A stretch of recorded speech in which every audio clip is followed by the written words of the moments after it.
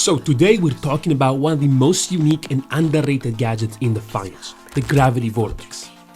It's not a damage-dealing gadget, and it's not something you throw out casually either. But when used right, it can completely flip a fight on its head. Whether you want to stop a steal or completely dismantle an enemy push, the Gravity Vortex might be exactly what you need. So what is it, how does it work, and how do you get the most out of it? Let's break it all down. The Gravity Vortex is a light-class gadget that probably gets the least attention. It's a throwable device with a short trajectory, and once placed, it requires a short wind-up before it can be activated. When it gets activated, it creates a powerful vortex that pulls in everything within its range. This includes players, objects, and even the cash-out station itself. But what makes it especially disruptive is that it doesn't just pull things in once. It pulls, then slightly pushes out and pulls in again anything caught within its radius. This effect is particularly effective at throwing off enemy players and displacing any control they might have gained. It's not just a defensive tool, it's a battlefield disruptor that can dismantle setups and shift momentum in your favor. But is the placement of this gadget random, or is there a strategy behind it? The Gravity Vortex is not just something you toss randomly. It demands strategy and perfect timing to get full value. First, it's excellent for area denial. Dropping it near a cache-out or inside a narrow hallway can completely shut down enemy movement. Nobody wants to be caught off guard by a vortex-made fight. It ruins their positioning and often their entire push. This forces enemies to wait it out or take less favorable alternate routes.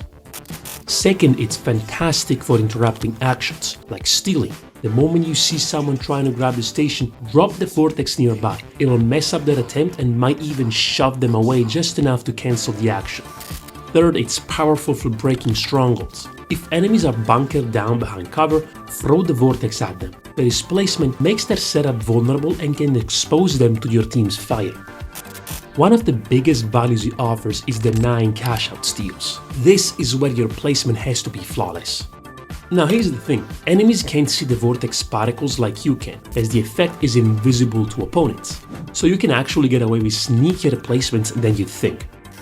After lots of testing, I found that the vortex has a pull radius of roughly 5 meters.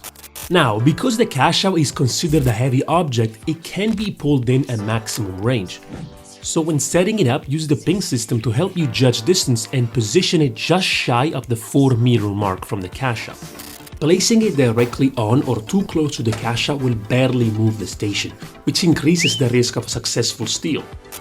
And here's the tricky part. The steal range is about 3 meters, so just yanking the station away won't stop the determined player. That's why you should set up the room so the only viable steal angle is one you can predict and counter with your vortex. For instance, if you've prepared the space to funnel players towards stealing from one angle, this would be the angles you want to plant your vortex to trigger.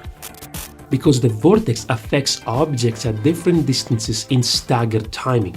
It's perfect for catching enemies off guard mid-steal, pulling their aim off the objective and cancelling the steal in the process. The Gravity Vortex is a gadget that rewards thoughtful strategic play. Anticipation is your biggest weapon. The better you get at reading enemy movement and intent, the more impact you'll have with this gadget. It's not flashy on its own, but in clutch moments it can turn the tide of a game. If you enjoy smart gameplay and always having the perfect answer, the Gravity Vortex is for you. So let me know in the comments what you think about this, and don't forget to like and subscribe for more content. And that being said, see you next time.